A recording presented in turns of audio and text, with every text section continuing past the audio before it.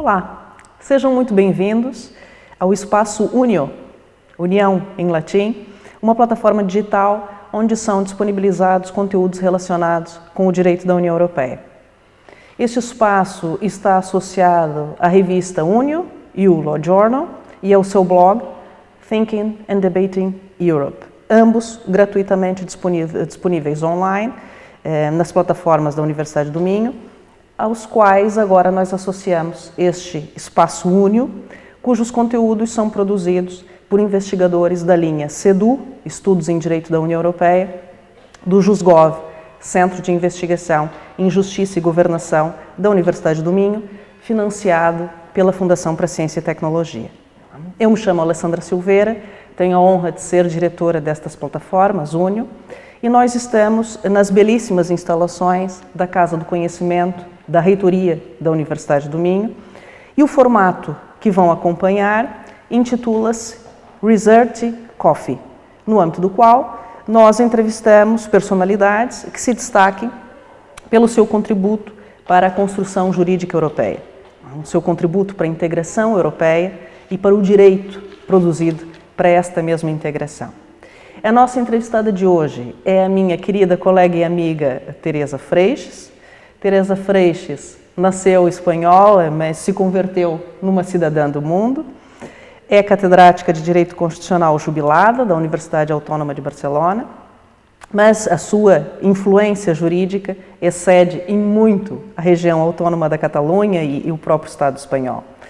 É catedrática Jean Monnet ad persona, um título tão especialíssimo que atualmente nem mais se atribui, e é vice-presidente da Real Academia Europeia de Doutores, atuou como especialista, como expert da Comissão Europeia na elaboração do Tratado de Amsterdão, da Carta dos Direitos Fundamentais da União Europeia, do Tratado de Lisboa e etc. Já foi agraciada com vários prêmios no decorrer da vida, dentre os quais eu destaco, porventura, o mais recente, que foi o Prêmio Pan-Europa aos Valores Europeus, atribuído este ano, de 2022, mas destaco também o European Woman 2004 em Espanha, que penso que é um prêmio que lhe foi muito caro em função da luta pelos direitos das mulheres, que marcou desde sempre o seu percurso.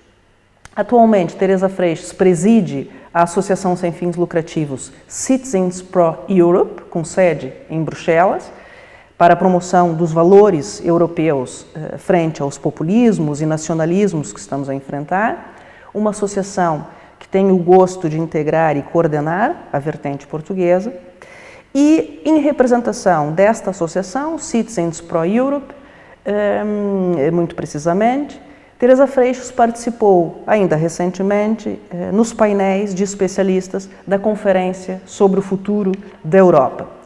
E eu penso que vou começar a entrevista mesmo por aí, pedindo a Teresa Freixes que nos explique o que é a Associação Citizens Pro Europe, como é que funciona, qual é o trabalho que é realizado no âmbito desta associação e também a intervenção do Citizens Pro Europe na Conferência sobre o Futuro da Europa, muito especificamente para a consolidação da cidadania europeia, o que foi feito neste sentido. Muito bem-vinda, minha querida, e muito obrigada por cá estar. Muchas gracias, querida Alessandra, por haberme invitado a este coloquio. Realmente te lo agradezco muchísimo. Es un honor para mí estar aquí contigo en este marco tan especial de la Rectoría de la Universidad de Minho, con la que tantos años hace que venimos trabajando conjuntamente. Y bueno, te agradezco también la presentación que me has hecho. Citizens Pro Europe surgió precisamente a raíz de todos los problemas que el mundo ha venido enfrentando en el último lustro respecto de ese ataque a los valores europeos que significan los nacionalismos y los populismos, que destruyen la esencia de Europa. Europa quiere unir a los ciudadanos, eso ya lo dijo Jean Monnet, no se trata de agrupar estados, sino de unir a las personas. Y esa es la filosofía de Citizens Pro Europe. contamos evidentemente con nuestra antena de Portugal, coordinada por Alessandra Silveira, que nos envía siempre también todas las aportaciones que se realizan desde aquí y que se concretan en el blog, la revista, etcétera, que las incorporamos también a nuestras redes sociales de Citizens Pro Europe. Y hay que decir que estamos presentes en 17 países, no solo Unión Europea. Tenemos también antena en Estados Unidos, en Canadá y en Nueva Zelanda, fuera de Unión Europea. Y los otros países sí ya son, bueno, y en el Reino Unido, que claro, estamos habituados todavía a pensar que podría estar dentro y realmente pues ya no lo está. Además contamos con antenas específicas como es Global Academy, en la cual Alessandra está integrada y pertenece al comité de honor de Global Academy, y después también una antena de comunicación, etc. Claro, cuando se decidió que se tenía que repensar cómo funcionaba la Unión Europea, no nos imaginábamos que ahora mismo fuera eso tan necesario, porque Citizens pues ya tiene 3 años de desarrollo y 3 años atrás no estábamos en el contexto actual, sobre todo no estábamos frente a la guerra de Ucrania, que nos ha empujado a pensar más deprisa en algunos aspectos como es el de la política exterior y de defensa de la Unión Europea.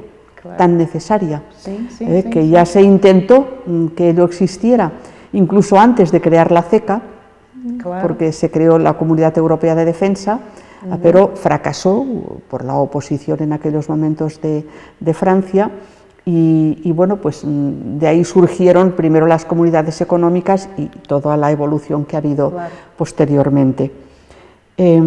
Pensamos, en cuanto se decidiu abrir uma conferência sobre o futuro da Europa, que havia que estar aí. Claro. Talvez, para quem não esteja, quem esteja nos acompanhar e não esteja minimamente inteirado sobre a conferência, faço aqui um enquadramento. A conferência sobre o futuro da Europa estendeu-se durante um ano, os trabalhos durante um ano, desde 9 de maio de 2021 até 9 de maio de 2022, 9 de maio, o Dia da Europa, portanto, sim, claro, aqui é uma data emblemática, não é? Os trabalhos, pelo menos a primeira fase dos trabalhos, foram encerrados agora, em 9 de maio de 2022, uma cerimônia oficial, onde o então presidente do Conselho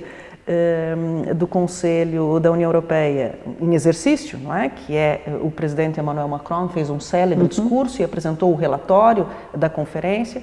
E para esta conferência foram mobilizados, eu diria que foi o maior exercício de mobilização cidadã, o maior exercício de democracia participativa que já foi organizado na Europa, na União Europeia, porque foram selecionados aleatoriamente cidadãos de todos os Estados-membros, foram criados painéis aleatoriamente concebidos nestes termos nas instituições europeias, mas também nos Estados-membros, e foi criada uma plataforma multilingue em que os cidadãos poderiam fazer sugestões, manifestar as suas inquietações no seu próprio idioma e comentar as inquietações de outros também no seu próprio idioma.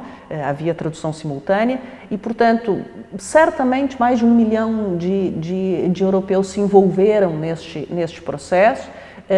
Podemos pensar que é pouco perto da população europeia, mas a verdade é que quando se faz um movimento de democracia participativa nesses termos, o que importa é que todos tenham a possibilidade de participar, participa quem quiser, não é? Em democracia, mais importante, como diria Bobbio, de onde se vota, de quem vota é onde se vota. E aqui é muito importante porque há um compromisso das instituições europeias de assumirem aquelas sugestões todas e as incorporarem nas políticas europeias. E, portanto, pergunto-te, Citizens teve aqui uma grande participação. Sí, primero hicimos una campaña de prensa importante a través de la revista Atalayar, que se edita en 3 lenguas, español, francés e inglés, en donde pues destacados especialistas como la profesora Silveira tuvieron un espacio. Después, posteriormente, fuimos seleccionados para poder intervenir en los paneles ciudadanos, sobre todo orientar un poco técnicamente a la ciudadanía, porque la ciudadanía expresa el deseo, pero claro, evidentemente no son expertos en la materia. Y entonces, pues tuvimos ese papel de orientadores técnicos en donde ciudadanos elegidos, digamos, de una manera aleatoria, nos hacían preguntas. Y después, posteriormente, bueno, no, en paralelo, he estado trabajando en el proyecto, una propuesta de Estatuto de Ciudadanía Europea. Ya el Parlamento Europeo, en la legislatura anterior, adoptó una resolución en la que reclamaba que pudiera existir un Estatuto de Ciudadanía Europea, porque evidentemente tenemos en los tratados, en la Carta de Derechos Fundamentales, los derechos de ciudadanía, pero además hay muchos otros derechos que estarían conectados con ellos y que están dispersos en los tratados, en directivas, o que la nueva situación frente a lo digital y frente a diversos temas nuevos harían necesario que también estuvieran. Y pensamos que podía ser importante que la conferencia solicitara también ese estatuto de ciudadanía. Y así sucedió. Dentro de las conclusiones de la conferencia aparece la necesidad de contar con un estatuto de ciudadanía europea que de alguna manera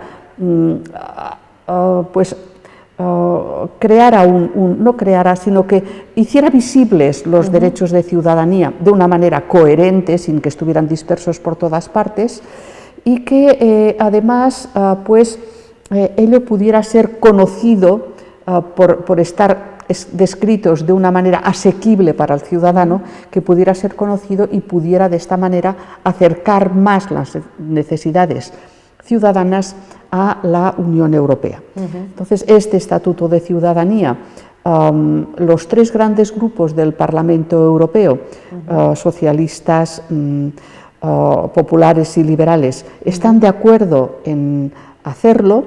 Hemos preparado una propuesta inicial a discutir después, evidentemente, porque ahí va a tener que haber un acuerdo entre todos, y estamos esperanzados pensando en que si esta conferencia finalmente abre una convención para la reforma de los tratados, el Estatuto de Ciudadanía sea un eje importante para vincular a todas las personas a este proceso de construcción europea. Ótimo. Portanto, este foi o principal contributo do Citizens Pro Europe na conferência sobre o futuro da Europa. Mas dizias há bocado que a principal bandeira do Citizens Pro Europe é a promoção dos valores europeus diante dos populismos e dos nacionalismos e diante da destruição, né, que estes populismos provocam no que diz respeito à relação dialética entre democracia e Estado de Direito. A ideia falaciosa de que o povo está acima das instituições, né? E quando nós sabemos que na ausência de Estado de Direito, a democracia não passa da tirania da maioria circunstancialmente no poder. Isso é, né? sim. E tu foste muito recentemente ao Parlamento Europeu, foste ouvida no Parlamento Europeu sobre estas questões do Estado de Direito, das garantias do Estado de Direito, e eu gostaria que tu partilhasses conosco aquilo que foste dizer ao Parlamento Europeu muito recentemente. Sí, yo fui invitada por AFCO, la Comisión de Asuntos Constitucionales, y LIBE, la Comisión de Libertades Públicas, para participar en un hearing, una audiencia, en torno a las garantías del Estado de Derecho. El Estado de Derecho está siendo atacado desde muchos puntos de vista y además en algunas cuestiones concretas no acaba de funcionar bien dentro de la Unión Europea, cuando es un valor del artículo 2. Sí. Es un valor y eso significa que todos los Estados tienen que comprometerse a aplicarlo y a promocionarlo en común. Y si los ponen los valores del artículo 2, entre ellos el Estado de Derecho, los colocan en riesgo grave o los vulneran, pueden ser objeto los Estados del procedimiento de sanción, del artículo 7, o subsidiariamente también del mecanismo que se adoptó pre-artículo 7 para poder reforzar el Estado de Derecho. Entonces, lo que planteé es un poco qué cosas cabría mejorar en la defensa, en la garantía del Estado de Derecho en el marco de Unión Europea. Porque el artículo 7 es de prácticamente imposible aplicación, ya que para poder tomar el acuerdo de que un Estado infractor pudiera ser suspendido de sus derechos en las instituciones, eso hay que hacerlo por unanimidad. Claro, ese Estado siempre va a bloquear. Claro. Por lo Muito tanto, embora a primeira fase do procedimento seja desencadeado por maioria, sí, né? E, pero ni infelizmente, aún así han tomado la decisión. Exactamente. En el caso de Polonia, que es donde está ya aplicándose ese artículo 7. Sí. Entonces se ve que este artículo 7, digamos, necesita ser Claro. reformado. Lo mismo sucede con el Os mecanismo... estados protegen-se uns aos outros, né? Claro, A verdade também é claro, essa. los estados Sim. se tienen que controlar Claro. unos a otros en este aspecto. Tampoco acaba de funcionar el mecanismo preventivo del pre-artículo 7 porque no tiene fuerza ejecutiva. Simplemente se termina, y esto se ha hecho también en el caso de Polonia, con una recomendación que después no hay manera de poder aplicar de una manera correcta. Por lo tanto, la propia Comisión y el Parlamento son conscientes de que esto hay que mejorarlo. Sí. Pero yo decía, el Estado de Derecho no ha de servir solo para los grandes temas, ha de servir para el día a día de la ciudadanía. El Estado de Derecho se tiene que respetar también en las pequeñas cosas. Por ejemplo, en el cumplimiento de las sentencias judiciales. Y ahí tenemos problemas, por ejemplo, con la euroorden. No hay manera de que determinados países accedan mandatos de detención europeo y cuestionan las decisiones de otro país de la Unión Europea.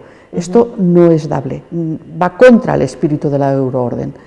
Pero bueno, habrá que agilizar mejor el mecanismo para ver cuándo hay delitos equivalentes, cuándo no los hay, porque si se afina más el mecanismo, será más difícil que no se respete el espíritu de la euroorden.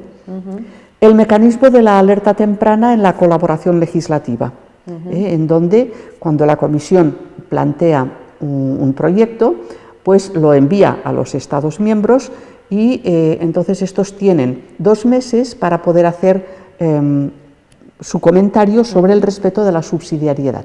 Claro, cuando resulta que estamos ante estados que tienen parlamentos subnacionales, que tienen también que integrar su opinión en el informe que se envía a la Comisión Europea, no hay manera, en nuestro caso, por ejemplo, en el caso de España, con 17 parlamentos autonómicos más las Cortes Generales, en 2 meses no hay manera. Por lo tanto, esto también habría que agilizarlo de alguna forma. Planteé también problemas como el de las órdenes de protección, aquellas órdenes que cuando un juez en un estado da una protección a una persona y esa persona en ejercicio de la libre circulación va a otro estado de la Unión Europea, tiene que tener una protección equivalente. Porque claro, no puede ser que en ejercicio de un derecho, el de libre circulación, tengas un obstáculo en el ejercicio de otro derecho, el de la tutela judicial efectiva. Claro. Es decir, que fui planteando estas cosas que en el día a día, digamos, de la vida de los estados y de las personas, pues pueden plantear problemas de eficacia del Estado de Derecho. Claro. O el tema de la no discriminación.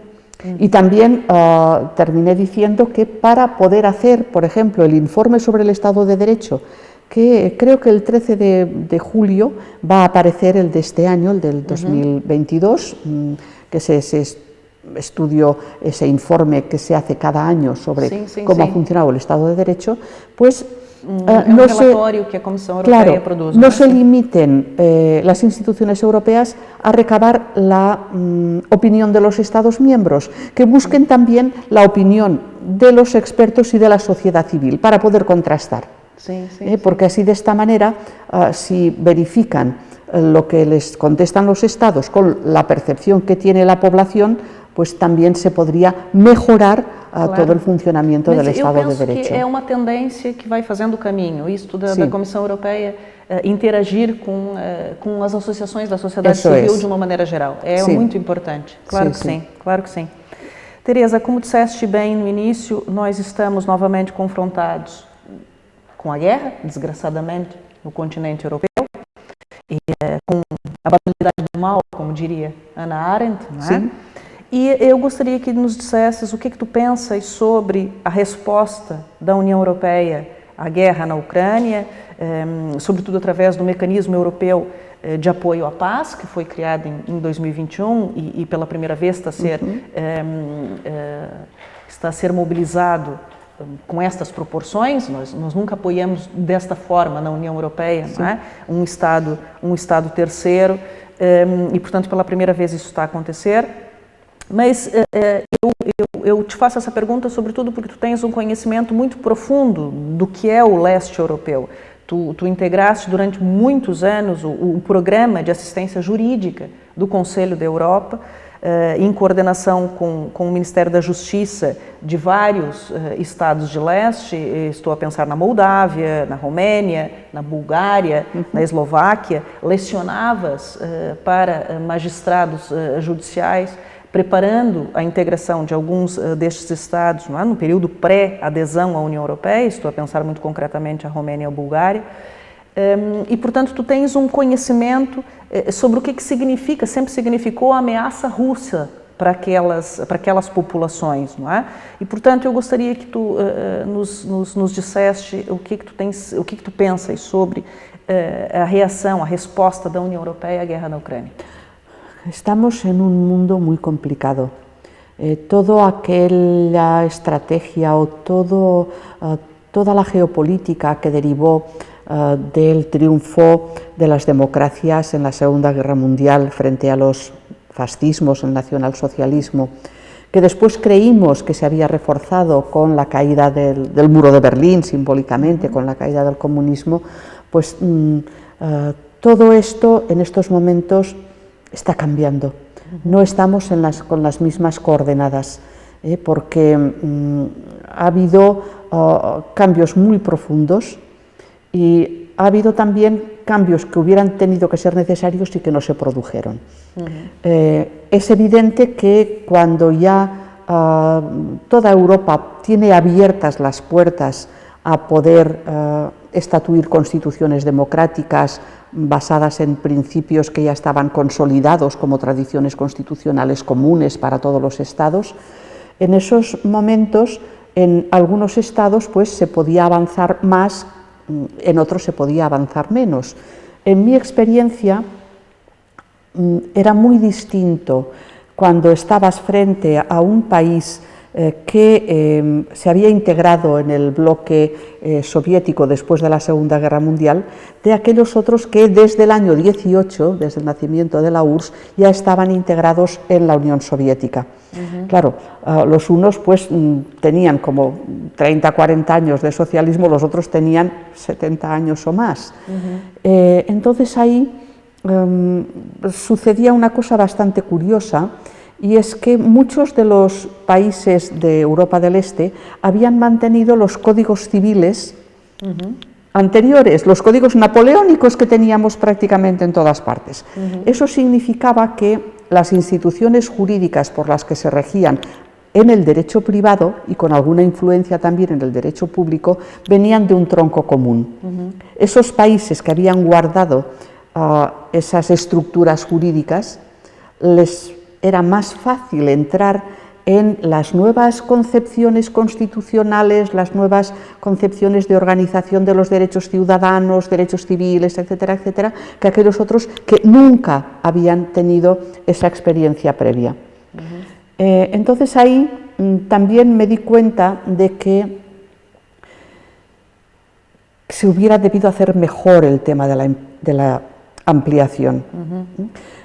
Yo defendí que se hiciera un acompañamiento mejor a los nuevos estados, porque crear instituciones democráticas, aunque puede ser difícil porque tiene que haber un cambio de mentalidad,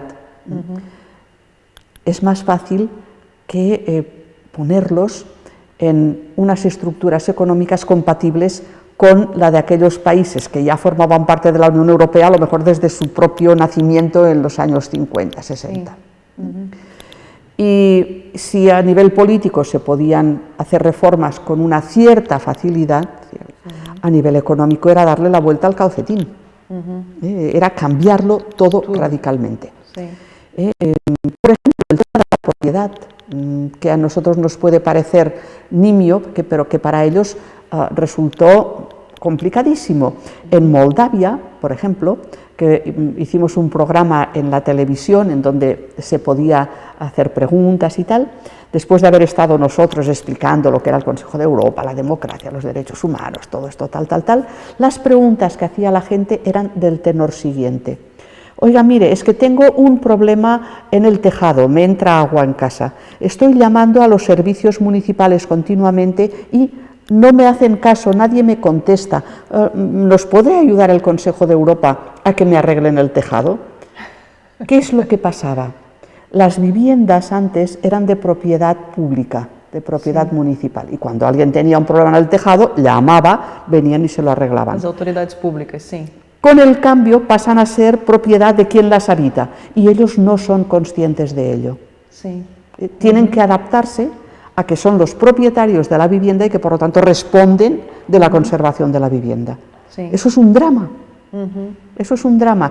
Primero, porque no son conscientes. Segundo, porque los recursos económicos para hacer frente a eso les es a veces muy difícil de aceptar, de poder tener. Claro, hacer todos estos cambios, pues es una cosa muy difícil. Hay que cambiar muchas estructuras y por lo tanto se hubiera tenido que hacer un mejor acompañamiento de las cosas. Luego ha habido otros problemas. Cuando fracasa el acuerdo de asociación que se quiso hacer con Rusia, eso fue algunos se alegraron porque con el tema de Rusia pues hay siempre mecanismos enfrentados. Sí. A ver, Rusia es Europa. Bebemos de la cultura rusa en Europa, en la literatura, en la ciencia, en muchas cosas. Si uno mira la historia de Europa, Rusia está siempre dentro de los problemas europeos, siempre está. Como anécdota, las familias reales, todas estaban emparentadas también con las rusas, es decir, que siempre ha estado integrada, pero claro, una cosa es esto, otra cosa es la situación, digamos, actual. Entonces, frente a la guerra de Ucrania, emergen todos estos problemas. ¿Debería Ucrania estar dentro de la Unión Europea? Indudablemente, pues los Estados europeos han dado una respuesta positiva, que no significa que vaya a entrar de un día para otro, pero que se le considera país candidato. ¿Por qué? Porque eso pues refuerza a Ucrania y refuerza también a la propia Unión Europea. Lo mismo con Moldavia, que también es un país que está siendo muy amenazado, ya tenía su problema interno en la Transnistria y ahora pues, todo eso se agudiza más. Claro, enfrentar todo esto en el marco jurídico actual de los tratados es muy difícil, porque a pesar de que en el Tratado de Lisboa ya aparece como competencia de la Unión Europea la política exterior y de defensa, no se ha desarrollado todavía todo el potencial que los tratados podrían tener al respecto. A pesar de que tenemos un vicepresidente de la Comisión Europea, nuestro colega Jean Monnet, que también lo es, el señor Josep Borrell, pues en este caso tiene que improvisar muchas veces. Y es verdad que Europa avanza frente a las dificultades, lo ha hecho a lo largo de toda su historia. Pero es que esta es una dificultad muy grande porque nunca la Unión Europea se había tenido que enfrentar a una situación bélica en sus propias fronteras. Polonia, por ejemplo. Los polacos temen ser movilizados y que el país tenga que entrar en guerra. Se están preparando por si acaso eso sucede. Y otros países que Alemania también tiene graves dificultades para absorber, por ejemplo, el flujo de refugiados que le llegan vía otros países. Faltan instrumentos válidos, adecuados a la situación actual, y esto es algo que también la Conferencia sobre el Futuro de Europa detecta y reclama que puedan existir. Claro. Eu estava a ouvir-te e lembrei das palavras de Edgar Morin, que costuma dizer que a Europa sempre conseguiu produzir os antídotos culturais para a sua própria barbárie. Né? E talvez, Teresa, isso é uma questão que eu te coloco, seja o momento de nós pensarmos os ideários federativos, o ideário federalista a sério. Não é? Porque talvez seja um antídoto no presente momento histórico. Talvez as pessoas não saibam, mas todas as soluções que foram adotadas pela União Europeia para combater a pandemia, tanto na área da saúde como no próprio financiamento, são todas elas soluções federativas. Sim, absolutamente. De compra conjunta de vacinas e a sua distribuição, mas também a Comissão Europeia pela primeira vez foi financiar-se nos mercados. Isso não é? E, portanto, houve aqui uma mobilização de dívida, sim, não é? E de mutualização dessa mesma dívida que nós estamos a pagar. Os juros, por enquanto, e só depois de 2027 passamos a pagar essa dívida conjunta, essa dívida mutualizada. E, portanto, eu tenho para mim que o federalismo seria o antídoto para que a Ucrânia não se converta no nosso cavalo de Troia, para utilizar aqui uma expressão, bélica, não é? Mesmo o completar da União Econômica e Monetária, que é algo que nós precisamos desesperadamente neste cotidiano do cidadão que tu estavas a falar, quer dizer, a não conclusão da União Econômica e Monetária, nós a sentimos no bolso, quer dizer, isto de nós termos perdido soberania monetária e cambial, os Estados-membros, não é? Mas continuar a manterem os Estados-membros a sua soberania financeira, orçamental, fiscal, isto provoca desequilíbrios terríveis. E, portanto, explicar ao cidadão que nós já funcionamos como um sistema federativo desde o início da integração e que é preciso aprofundá-lo, explicar ao cidadão que o federalismo não mais é uma coisa tão simples como partilha de poderes e competências, ambicionando a tendencial equiparação das condições de vida, isso precisa ser explicado para as pessoas. E, portanto, eu sei que o Citizens for Europe está empenhado num ciclo de conferências sobre o ideário federativo e gostaria que tu falasses sobre isso. Sí, hemos empezado un programa de conferencias retransmitidas telemáticamente, pero hechas también en presencia, sobre la relación entre Europa, los Estados y el federalismo. Sí. Es evidente que la construcción europea ha implicado cesiones de soberanía. Claro. Es que si no, no sería Unión Europea, sería una coordinación o sería otro tipo de cosa. Pero hay que tener en cuenta que son cesiones de soberanía en la cual al final resulta que puedes tener incluso a veces más poder que el que tendrías como Estado aislado, fuera de la Unión Europea. Las decisiones europeas se toman estando dentro, es decir, que las autoridades gubernativas son las que forman el Consejo Europeo, no está formado por personas que no se sabe de dónde salen.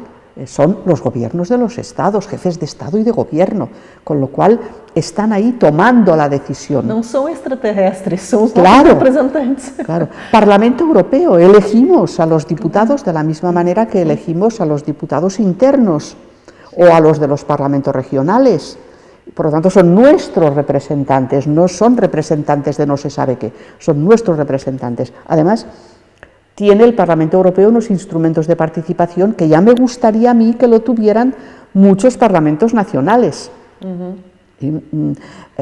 Nosotros, Citizens for Europe, estamos inscritos en el registro de transparencia y recibimos información por parte de la Comisión y del Parlamento Europeo de cualquier iniciativa que tomen. Y podemos enviar nuestra opinión.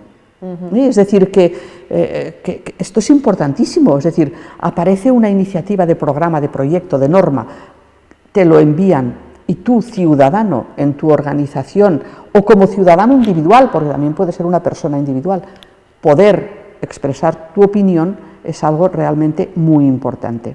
Claro. Y por otra parte, también hay que tener en cuenta todos estos instrumentos típicos del federalismo cooperativo, porque el federalismo es cooperación. El federalismo no es centrifugación, como algunos piensan, sino que es cooperación.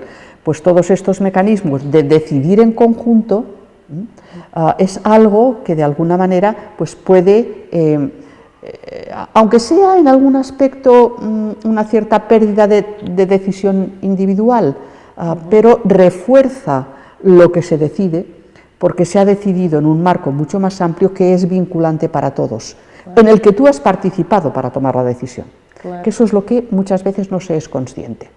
Y todos estos mecanismos que se han implementado con motivo de la pandemia, pues se ha visto que hay que mejorar las normas jurídicas de la competencia de la Unión Europea respecto de la salud, porque prácticamente no tenía y ha habido que improvisar.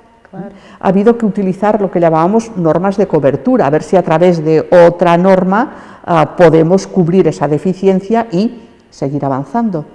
Todo el tema económico, menos mal que hemos estado integrados en la Unión Europea. Sin la acción del Banco Central Europeo, sin la acción de todas las autoridades económicas de la Unión Europea, ¿cómo hubieran los Estados miembros podido hacer frente a todo lo que ha implicado de gasto la pandemia, no únicamente de gasto directo, sino de gasto indirecto por la crisis económica que en muchos aspectos la pandemia ha provocado?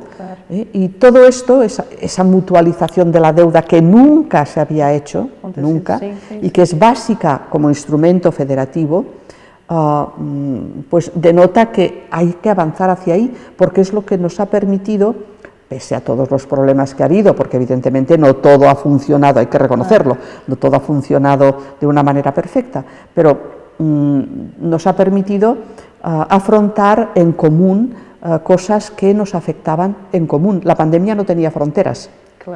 Por lo tanto, la resposta a la pandemia tenía que ser también una resposta sin fronteiras. Exatamente.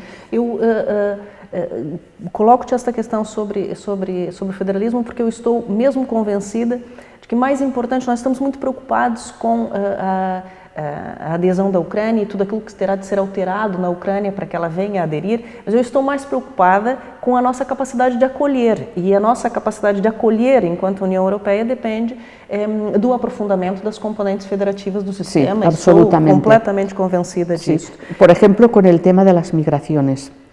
Yo he estado 3 meses en Berlín este año. En Berlín, ciudad, recibíamos al día 10.000 refugiados ucranianos que venían a través de Polonia. A ver, esto es un problema gravísimo porque no está preparada la ciudad de Berlín para poder acoger cada día a 10.000 personas más. Había que mirar de qué manera pues eso se distribuía no solo entre Alemania, sino también entre los otros estados de la Unión Europea.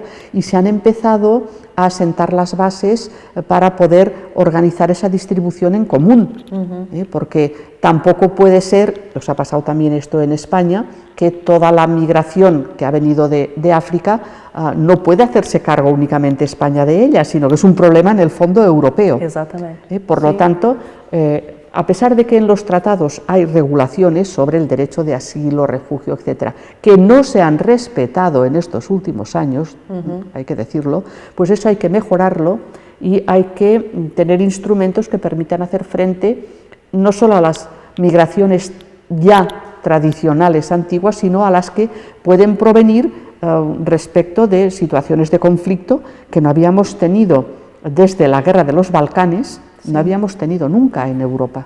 Claro. Teresa, nós vamos agora nos encaminhar para o fim e eu queria colocar-te uma última questão, porventura, se tiver tempo ainda mais uma, mas o último Eurobarômetro revela um apoio dos europeus à integração europeia sem precedentes. E eu gostaria de saber de ti se achas que seria possível aproveitar esse clima de confiança na União Europeia, que foi gerado, sobretudo, pela resposta unívoca da União Europeia ao desafio do Brexit, ao desafio da pandemia, ao desafio da guerra, se é possível aproveitar esse clima de confiança a fim de criar um espaço político que, porventura, reconcilie os europeus, não é? Ou seja, que promova compromissos entre visões divergentes para a Europa, porque é natural que tenhamos posições divergentes sobre a Europa, não é? Há quem diga que o grande desafio cultural da integração europeia é a tradução, ou seja, tradução aqui num sentido amplo, não apenas traduzir textos, mas traduzir mentalidades, Sim. traduzir formas de estar no mundo, não é? Traduzir mundividências, cosmovisões, ou seja, o que nós pensamos uns sobre os outros, não é? Porque nós só nos interessamos por aquilo que efetivamente conhecemos, não é? E, portanto, geralmente quando se fala no futuro da integração, acentua-se a dimensão da integração vertical, é preciso alterar os tratados, é preciso alterar uma série de mecanismos institucionais. Também é preciso, mas eu acho que mais importante talvez seja nos dedicarmos à integração horizontal entre os próprios cidadãos, as interações entre os cidadãos. Isso não depende dos estados, depende nem do poder público, depende sobretudo da sociedade civil organizada, não é? Como é que nós podemos fazer interagir os cidadãos europeus dos vários Estados-membros? Eu acho que a Conferência para o Futuro da Europa foi um grande salto qualitativo nesse sentido, mas gostaria de saber de ti se é possível aproveitar esse clima de confiança para nós darmos efetivamente esse salto qualitativo, criando um espaço político que reconcilie os europeus. O que pensam sobre isso? Bueno, es evidente que tenemos que trabajar en esa dirección. Hay que dar buena información a la población. É um pouco isso que estamos a tentar fazer aqui. Que es lo que estamos intentando hacer a través de estos mecanismos que podemos tener como sociedad civil. Claro. Las universidades están integradas también en la sociedad civil al respecto y por lo tanto tienen ahí un campo importantísimo que desarrollar. Esta interacción societaria de la sociedad civil es sumamente importante, sobre todo desde el punto de vista siguiente. Europa no tiene una política de comunicación propia bien estructurada.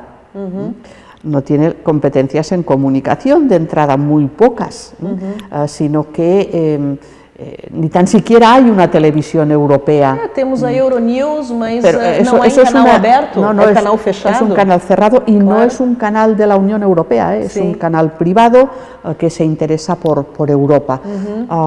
Y se da poca información. Entonces, falta información. E era importante saber o que os cidadãos de outros Estados-membros pensam sobre os problemas europeus. Eso es, tener una visión más europea frente a los problemas, no la visión únicamente de tu localidad, de tu región, de tu país, sino como europeos, ¿qué necesitamos? Esto, la pandemia lo hizo clarísimo, lo evidenció de una manera muy clara. Claro. Necesitábamos vacunas, necesitábamos... yo vi entre Alemania y Bélgica, que estuve viviendo ahí me pasé toda la pandemia prácticamente de la época del encierro entre Bélgica y Alemania.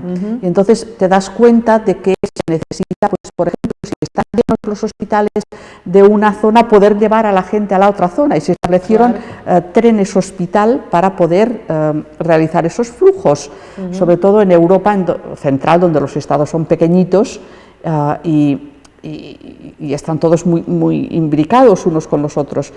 Aquí en el sur nos parece que todo está más lejos. Allí todo se ve de una manera más cercana, por decirlo de alguna forma. Sí. En la conferencia sobre el futuro de Europa esto también quedó muy evidenciado. Ciudadanos de todos los países reclamaban más presencia ciudadana para tener esa información y para poder después participar mejor en la vida política. El Tribunal Europeo de Derechos Humanos, cuando define la libertad de expresión, que la considera un pilar fundamental de la democracia, lo hace porque, dice, claro, el ciudadano tiene que conocer, tiene que informarse, y a partir de ahí después vota y construye las instituciones. Por lo tanto, esa información es básica poderla tener. E isso é algo em que temos que trabalhar muitíssimo. Claro. E a propósito disso que tu estás a dizer sobre a informação, eu vou te colocar uma última questão que te vai remeter para a tua outra encarnação como jornalista.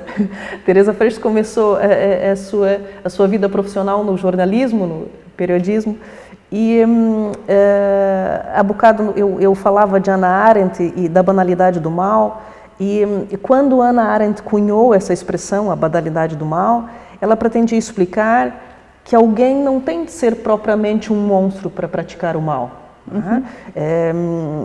Solo hace falta que os buenos não hagam nada. Claro, e mais do que isso, as pessoas podem cometer o mal pela simples incapacidade de pensar, de colocar-se na posição do outro, de ver as coisas a partir da perspectiva da vítima, não é? Aquilo que Kant entendia como o teste da universalização, que muitos são incapazes de fazer.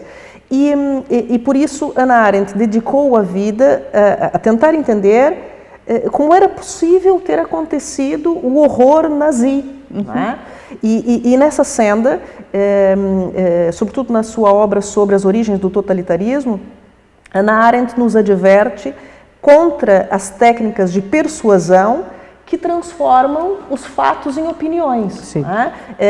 Os fatos alternativos da administração Trump. Exatamente. E, portanto, Arendt nos adverte contra o perigo de que as próprias categorias de verdade e mentira acabem por ser eliminadas. Aquele que mente pode acabar por acreditar na sua própria mentira e pode procurar mudar o mundo para o ajustar à sua própria mentira. Portanto, qual foi a conclusão de Hannah Arendt? A liberdade de opinião pode se converter numa farsa a menos que não se questione os próprios fatos. Não é? Porque, concretizando, nós podemos discutir qual é a melhor solução para este problema da invasão da Ucrânia, mas se o nosso interlocutor nos pergunta qual invasão, não há o que discutir, porque há por aí os negacionistas da invasão. Não é? E, portanto, como jornalista na tua outra encarnação, não é? O que tu pensas sobre isso? É que, em última análise, a democracia depende do conflito de opiniões no espaço público. A democracia depende da força do melhor argumento. Não é? E nós temos vivido nos últimos tempos uma espécie de desamor à democracia, que em larga medida é justificável, mas eu temo que as sociedades europeias passem agora por um teste muito definitivo à democracia, e que está na base daquilo que nós somos, porque na verdade aquilo que nos identifica enquanto europeus é a nossa capacidade de nos questionarmos permanentemente, mas isso não existe nas ditaduras, não é? E portanto as democracias acabam por ser vítimas do seu próprio sucesso, e se a liberdade de opinião não for assegurada na sua melhor dimensão, que é aquela que Hannah Arendt sempre procurou ressaltar, eu temo que venham tempos muito complicados por aí. Estamos enfrentados a problemas muy serios. En estos últimos años han sido asesinados periodistas en el propio territorio de la Unión Europea. Esto hacía mucho tiempo que no había sucedido. Estábamos mal acostumbrados a pensar que eso podía suceder en los estados totalitarios o en aquellos que tenían pues problemas, yo que sé, de narcotráfico, de otro tipo de cuestiones. En cambio, en estos últimos, en estas últimas semanas incluso, ha habido varios asesinatos de periodistas. En el hearing del Parlamento Europeo abordamos también este problema. ¿Qué es lo que está sucediendo? Está sucediendo en el fondo que cada uno quiere tener su verdad y solamente la suya, y por lo tanto no admite el contraste, que esto es lo que permite tener una buena información. La información, una cosa es la opinión no es contrastable, es lo que uno piensa libremente, pero la información tiene que poder ser contrastada. Si tú impides el contraste y eliminas a aquel que puede contrastar, evidentemente estás haciéndole un daño terrible a la libertad de expresión y por lo tanto a la propia democracia. A partir dos fatos, cada puede ter a opinião que quiser, mas os fatos não pero podem los ser hechos no pueden ser cambiados. Y por lo tanto ese contraste es absolutamente necesario. Y ahí hay una responsabilidad muy fuerte de los propios medios de comunicación, que muchas veces no la ejercen debidamente, porque están más interesados en vender ejemplares, tema económico, o tienen unos lazos excesivamente evidentes y fuertes con determinados grupos de poder. político, económico o de otro tipo. Y por lo tanto se ven condicionados por esas cuestiones. Pues eso nos ha habido instrumentos adoptados últimamente por Unión Europea para poder hacer frente a este tipo de cuestiones. Instrumentos que son muy delicados de poner en práctica porque, claro, no pueden ser asimilados a censura previa, por ejemplo. Eso no puede existir.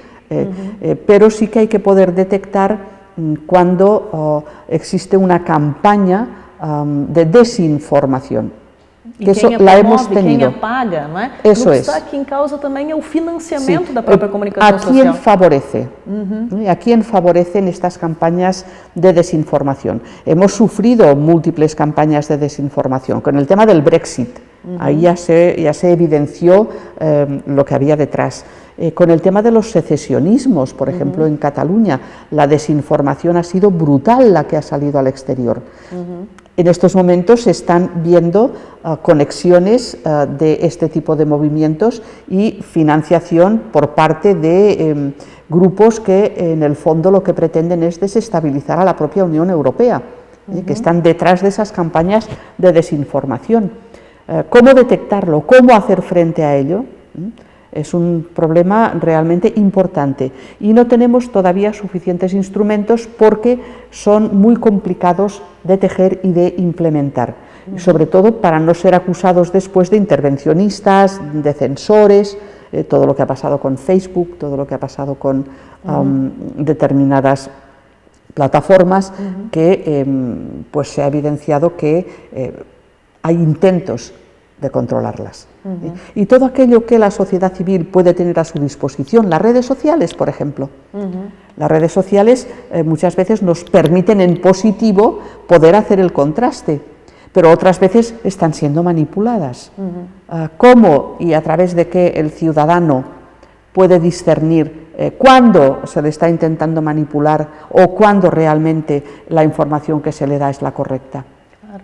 Aí a importância de toda a normativa que a União Europeia está a produzir, que está em discussão, está em preparação, o regulamento dos serviços digitais e etc. Sim. Teresa, muitíssimo obrigada, acabou o nosso tempo e ele voou, muitíssimo obrigada por partilhares conosco toda esta tua sageza, y muchas gracias por la invitación, porque esto en el fondo es también una manera de dar información a los ciudadanos y que la puedan contrastar. E sobretudo tens aqui a particularidade de circulares pelo mundo todo, mas muito especificamente pela Europa, e conseguires transmitir também o pensamento de outras sociedades europeias para nós, assim, numa linguagem tão acessível e, portanto, muitíssimo obrigada pela tua disponibilidade. Muchas gracias. E agradeço a quem nos acompanhou neste Research Coffee e sigam-nos até a próxima atividade no âmbito deste Espaço Únio. São todos muito bem-vindos. Muitíssimo obrigada.